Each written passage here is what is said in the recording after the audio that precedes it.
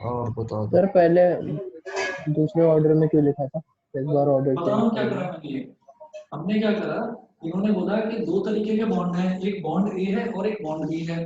तो कोई एक इन्वेस्टर है जो टोटल उसके पास 30,000 रुपए हैं, वो कुछ पैसा बॉन्ड ए में लगाता है, कुछ पैसा बॉन्ड बी में लगाता है। अब वो कितना पैसा लगाता है हमें नहीं पता, तो हमने कहा let the amount invested in bond A B rupees X and the amount invested in bond B. Bond B वाली क्या हो जाएगी, उसको मैंने वाई बोला, वो वाई कितना हो जाएगा, टोटल 30,000 रुपए हैं, एक्स रुपीज मैंने उसमें लगा दिए बॉन्ड में, तो कितने बचे 30,000 माइनस एक्स।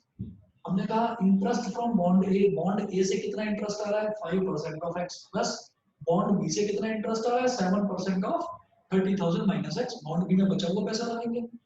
तो अब 5/100 into X plus 7/100 into 30,000 minus X is equal to 1800। फिर यहाँ देखिएगा, यहाँ पर मेरे पास एक ही तो एलिमेंट आ रहा है 1800, तो इसका मतलब मुझे यहाँ पर एक एलिमेंट वाली मैट्रिक्स कहलाती है बेटा 1/1 की मैट्रिक्स। इसमें एक ही रो है, एक ही कॉलम है, मतलब यही रो है और यही कॉलम है, तो ये 1/1 की मैट्रिक्स आ गई मेरे पास। तो मैंने जानबूझकर इसको ऐसा बनाया कि इसमें रो कितनी हो गई एक और कॉलम हो गए दो। देखिएगा ये हो गया 1/2 की मैट्रिक्स।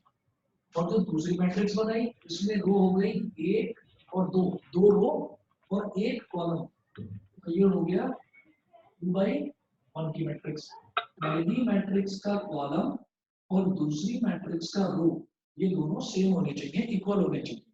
तो रिजल्टेंट मैट्रिक्स किस ऑर्डर की बनती है 1/1 की, तो बन गई ये भी 1/1 की। समझ गए? सर हाँ सर। Yes sir.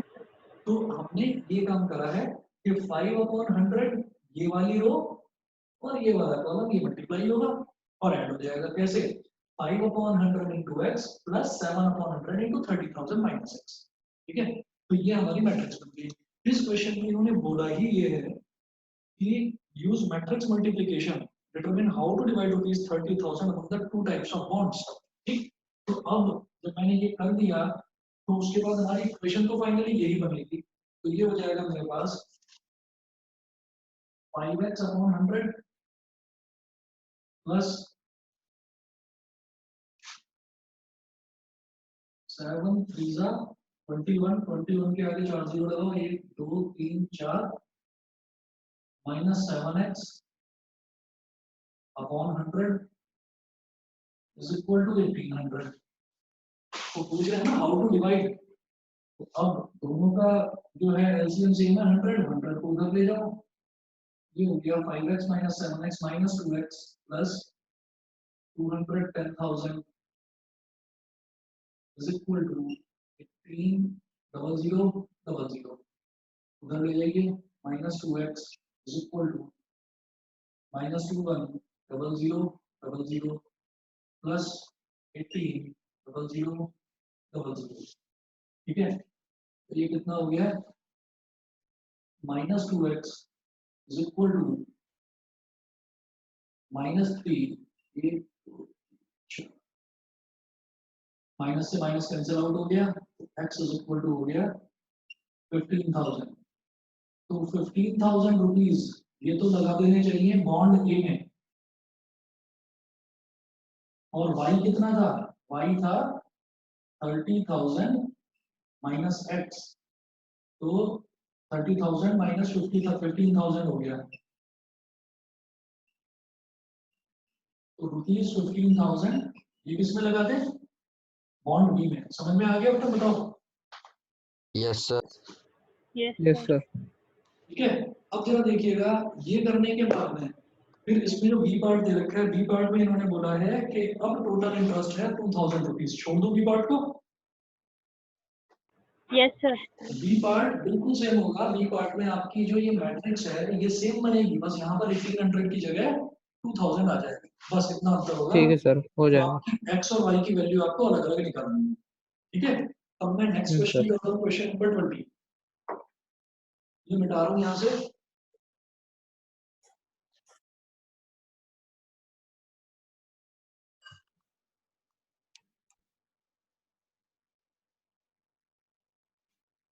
देखिए क्वेश्चन नंबर 20 में क्या है, क्वेश्चन नंबर 20 में दे रखा है, the bookshop of a particular school has 10 dozen chemistry books, 8 dozen physics books, 10 dozen economics books. Their selling price are rupees 80, rupees 60, and rupees 40 each respectively. Find the total amount the bookshop will receive from selling all the books using matrix algebra. इसका पहले मुझे निकालना है कि मेरे पास books कितनी है और एक एक बुक का पैसा दे रखा है कि एक बुक कितने की है। तो यहाँ पर दे रखा है कि केमिस्ट्री बुक्स कितनी है हमारे पास। Question number 20, number of chemistry books, number of chemistry books कितना दे रखा है, इन्होंने बोला 10 डजन केमिस्ट्री बुक्स, तो इसका मतलब 10 into 12 120।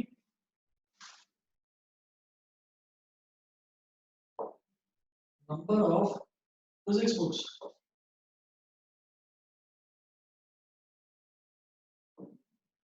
number of physics books, physics की बुक्स कितनी है 8 डजन, तो 8 into 12 एक डजन में 12 होता है, 8 into 12 यानी कि 96।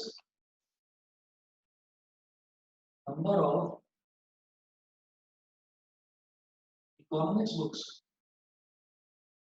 इकोनॉमिक्स की बुक्स कितनी है, इकोनॉमिक्स की बुक्स हैं 10 डजन, तो 10 डजन यानी कि 10 into 12 ये भी हमारे पास 120 है।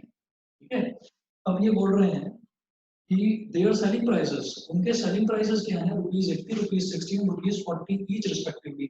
मतलब टोटल केमिस्ट्री बुक्स हैं 120 और एक बुक की कॉस्ट कितनी दे रखी है, रुपीज 80। टोटल फिजिक्स बुक्स है 96, एक बुक की कॉस्ट दे रखी है रुपीज 60। टोटल इकोनॉमिक्स बुक्स है 120 और एक इकोनॉमिक्स की बुक की कीमत दे रखी है 40 रुपीज। तो number of books into their respective selling prices अगर हम कर देंगे तो टोटल सेलिंग प्राइस आ जाएगा। ये पूछ रहे हैं find the total amount the book shop will receive from selling all the books using matrix algebra. ठीक है, तो मुझे जब टोटल सेलिंग प्राइस निकालना है तो टोटल सेलिंग प्राइस बेटा सिर्फ एक क्वांटिटी आएगी, कोई एक नंबर आएगा। मेरे को टोटल बुक्स, मैंने सारी बुक्स बेच दी, सारी बुक्स बेचकर फॉर एग्जांपल मेरे को 10,000 रुपए मिलते हैं। ठीक है, तो वो 10,000 रुपए मेरे पास एक टर्म आई, एक क्वांटिटी, यानी कि रिजल्टेंट मैट्रिक्स मेरी 1 by 1 की बनी। ये क्लियर है। जैसे इससे पहले वाले क्वेश्चन में जो टोटल इंटरेस्ट जो मेरे को पूरे साल में मिला वो 1800 था, तो वो एक टर्म था 1800। इसका मतलब मेरे को रिजल्ट क्या मिलेगा 1 by 1। तो 1 by 1 की मैट्रिक्स बनाने के लिए मैं लिखूंगा यहाँ पर, इसमें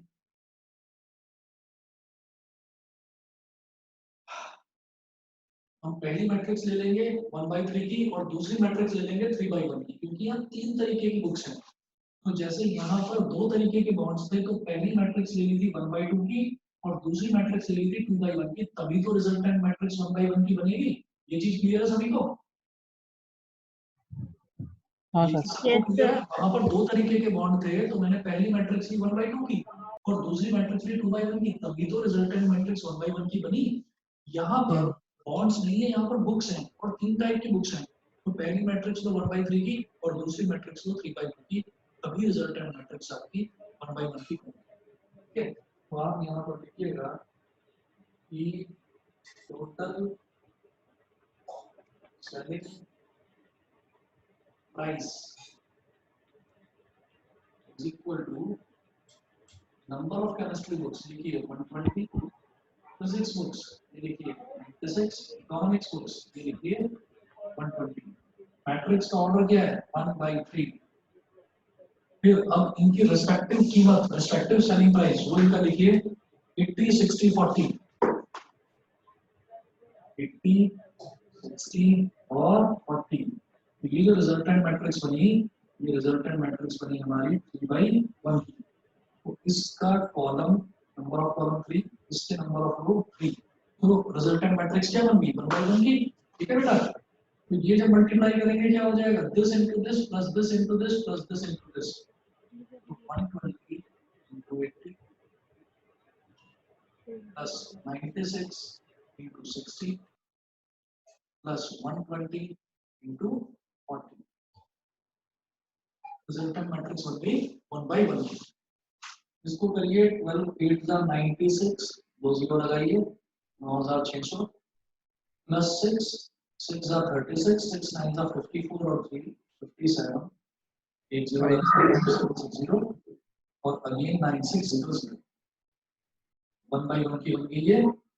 अब ये हो गया 0, ये हो गया 6, ये हो गया 6 4800 होगा 13 और 6 48 13 और 6 लास्ट वाला 13 और 6 हो गया 19, 1 कैरी आ गया, 1 plus 9 10, 10 और 5 15, 15 और 9 24,960 यही आ रहा है,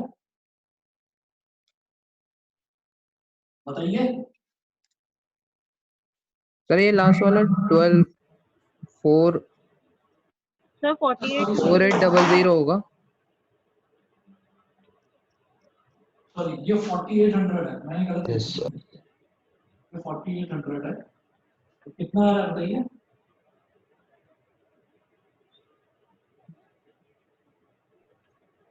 जीरो 6 6 plus 7 13 13 और 8 21 2 कैरी आ गया, 2 plus 9 11 और 5 Sir, 20160. 201 और 4 20160 160 यही आ रहा है सभी का। Yes sir. चलिए अब आगे बढ़ते हैं इसमें।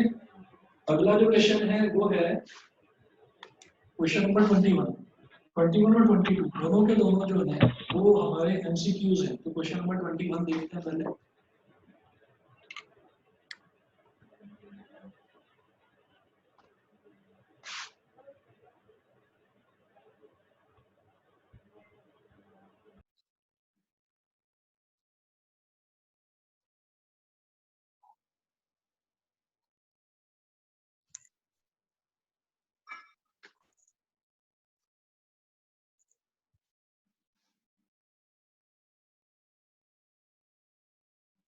Question number 21. The restriction of n, k and p so that py plus wy will be defined.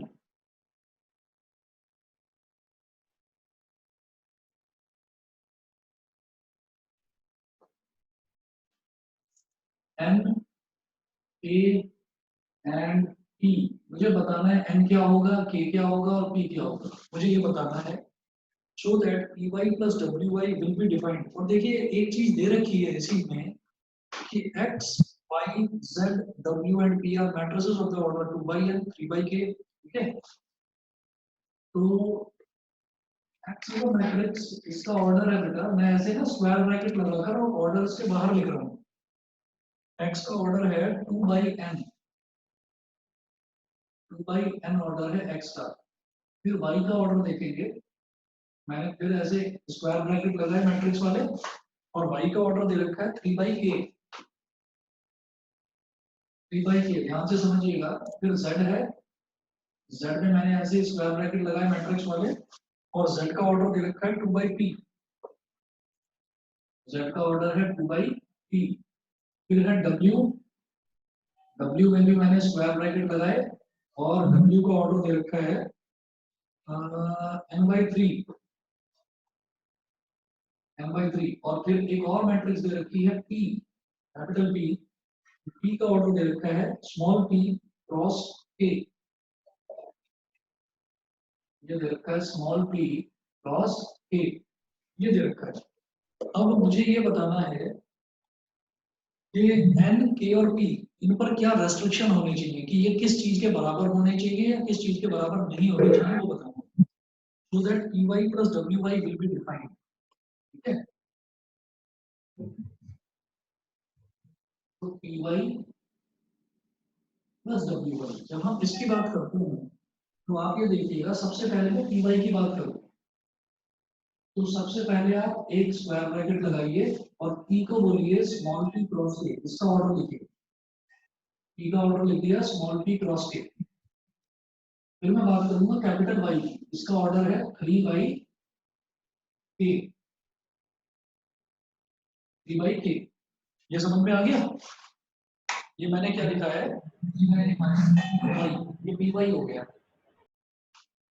और प्लस wy, w क्या है n by 3, वैसे ही स्क्वायर ब्रैकेट लगाइए और स्क्वायर ब्रैकेट लगाकर यहाँ लिखें n by 3 और इसी तरीके से w के साथ में क्या है y, y का आप लिखिए स्क्वायर ब्रैकेट लगाकर 3/a। बेटा दिखाई दे रहा है लास्ट तक सभी को? Yes, sir. हाँ सर। थोड़ा ध्यान दीजिएगा इसमें। तो आप मुझे एक बात बताओ, ये है कैपिटल P मैट्रिक्स, ये है कैपिटल Y मैट्रिक्स। ये दोनों मल्टीप्लाई कब होंगी? जब इसका कॉलम और इसकी रो इक्वल हो जाएगी, ठीक है? तो py प्लस wy करने के लिए सबसे पहले p और y का मल्टीप्लाई होना जरूरी है। अगर वो मल्टीप्लाई ही नहीं हो पाया तो ये पूरा का पूरा डिफाइन ही नहीं हो पाएगा। तो मल्टीप्लाई कब होगा? जब k 3 के बराबर होगा। तो हम यहाँ पर लिखेंगे a शुड बी 3, ये तो 3 होना चाहिए, पहली कंडीशन तो ये होगी। अच्छा, जब k 3 हो जाएगा, when a is equal to 3, तो ऑर्डर ऑफ py का ऑर्डर क्या हो जाएगा? ये k और 3 तो इक्वल हो गया, तो py का ऑर्डर हो जाएगा स्मॉल p क्रॉस k। ये समझ में आ गया? Yes, sir. बताइए बेटा, शाश्वत, Aniket, Yes, sir. Yes, sir. Yes, sir. Yes sir. Clear है बेटा? चले आगे। हाँ जी। ठीक है, अब हमारे पास py का ऑर्डर आ गया p क्रॉस k। अब जब एडिशन होता है ना मैट्रिक्स का एडिशन तभी हो सकता है जब दोनों मैट्रिक्स सेम ऑर्डर की हो। इसका मतलब wy का ऑर्डर भी p/k ही होना चाहिए। और wy का ऑर्डर मैं देख रहा हूँ कि ये number of column 3, number of row इसका 3, तो ये n/k है, ठीक है? तो हम लिखेंगे कि order of wy is clearly seen to be, क्या है wy का ऑर्डर? n/k। ये wy का ऑर्डर हो गया, ठीक है? अब हम कहेंगे कि मुझे तो भैया py और wy दोनों ऐड करना है। तो जब मैं py और wy को ऐड करूंगा तो दोनों का ऑर्डर सेम होना चाहिए। लिखिएगा 3 into n. हाँ, to add py and wy, their orders must be same. Their orders must be same. Must को underline कर लीजिए, must मतलब होना ही चाहिए, must be same। तो सेम हो जाएगा, it implies that, देखिए py का ऑर्डर क्या था? p cross k, p cross k, और wy का ऑर्डर क्या था? n क्रॉस k, k से k कैंसिल आउट हो गया। इसका मतलब क्या हो गया? p की वैल्यू क्या है? स्मॉल p की वैल्यू n के बराबर। स्मॉल p की वैल्यू स्मॉल n के बराबर आनी चाहिए। फिर बताइए, ठीक है? Yes, sir. Yes. जब इतना हो गया कि स्मॉल p की वैल्यू n के बराबर हो गई, तो अब जरा मैं देखता हूँ, मुझे n, k और p, मुझे यही वैल्यू निकालनी थी, इनकी रेस्ट्रिक्शंस क्या क्या है। तो हम कहेंगे k तो 3 ही होना चाहिए, k शुड बी 3, तो k तो 3 ही होना चाहिए और n और p दोनों बराबर होने चाहिए, ठीक है? तो बताओ कौन सा ऑप्शन होगा? A. ऑप्शन ए, ठीक है? आंसर क्या हो गया? ए ऑप्शन में क्या दे रखा है? ये ऑप्शन में है गिवन हमारे पास a is equal to 3 and p is equal to n। a is equal to 3 and p is equal to n। बोलिए, क्लियर? Yes, sir. चलिए बेटा, अब देखते हैं क्वेश्चन नंबर 22। क्वेश्चन नंबर 22 में क्या है ये देखते हैं जरा। ये बिठा दूं ना पूरा, ये वाला अच्छे से समझ में आ गया 21? Yes, sir. ठीक है? हाँ सर। चलिए जी, अब क्वेश्चन नंबर 22 देखते हैं। ये एमसीक्यूज जितने आसान लगते हैं ना उतने होते नहीं है, मेहनत पूरी करनी पड़ती है इसमें। चलो इस 22nd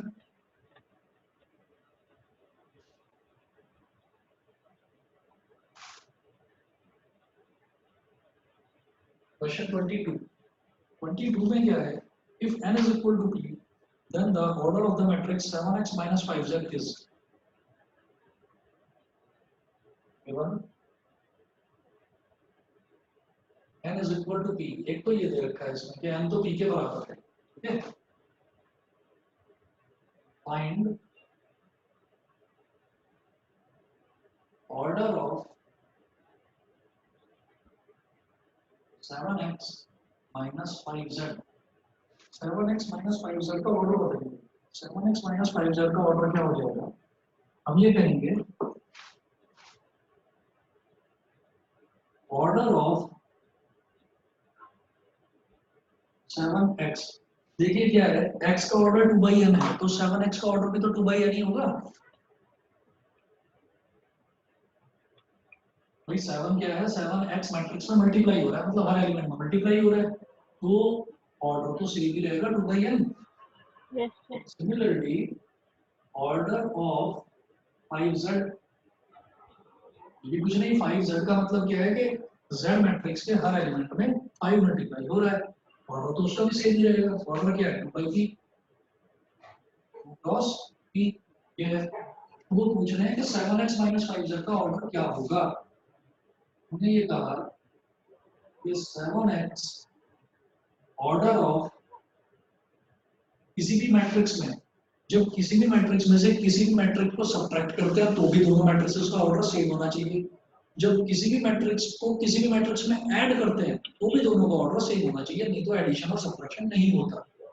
तो यहाँ हम लिखेंगे कि order of 7x should be equal to order of 5z। इन दोनों के ऑर्डर एक होने चाहिए, तभी एडिशन या सब्ट्रैक्शन पॉसिबल है।